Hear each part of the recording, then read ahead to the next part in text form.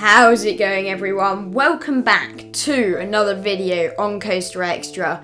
Today's video is going to be a review of Storm Chaser at Paultons Park.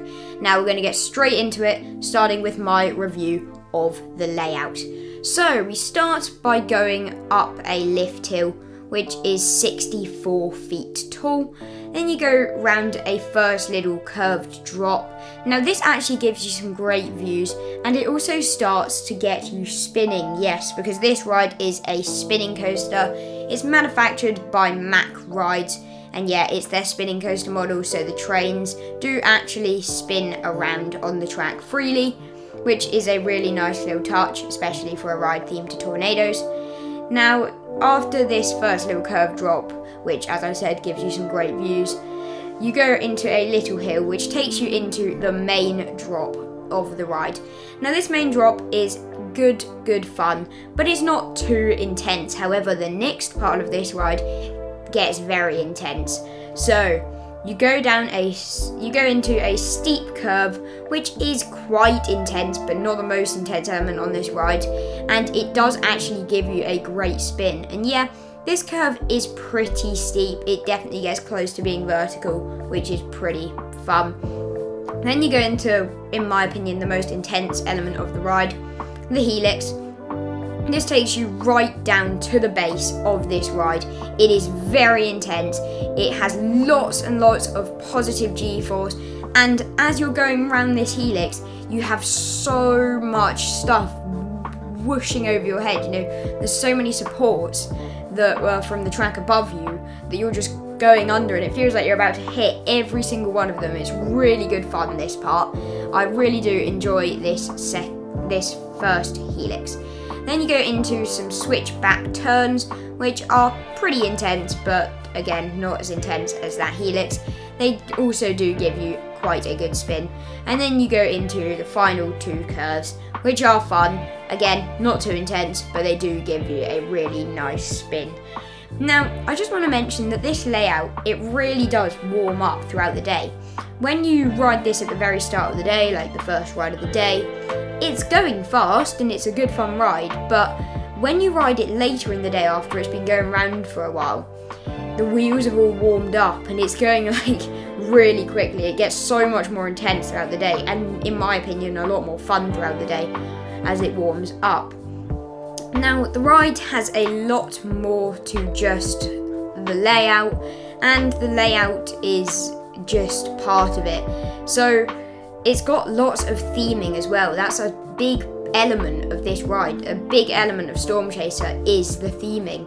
And Tornado Springs, the area that the ride is situated in, is basically themed to this town that gets ravaged by tornadoes and, you know, all these natural disasters, and it's kind of like an American sort of Midwestern style town, and it's really nice. The whole area is beautiful, and this ride being called Storm Chaser with the spinning trains and everything is like you're going and chasing this tornado and you're being whipped up by it and span around. It's really good fun. And the station is like this kind of barnyard sort of style thing. It's got like really nice details. Like one example is there's these chickens that are in a nest near the top of the station. There's just so many nice little small details. There's also a lot of rock work at the bottom of the ride near those helixes, and this is also feels very close to you. You know, you can see it definitely as you go around, and it's just a nice touch. You know, it'd be boring if the bottom of the ride was plain. It would just be like, well, there's space here, something might as well go in. And then there is also the queue line, which queue lines, you know, they're never that interesting because you're just waiting around.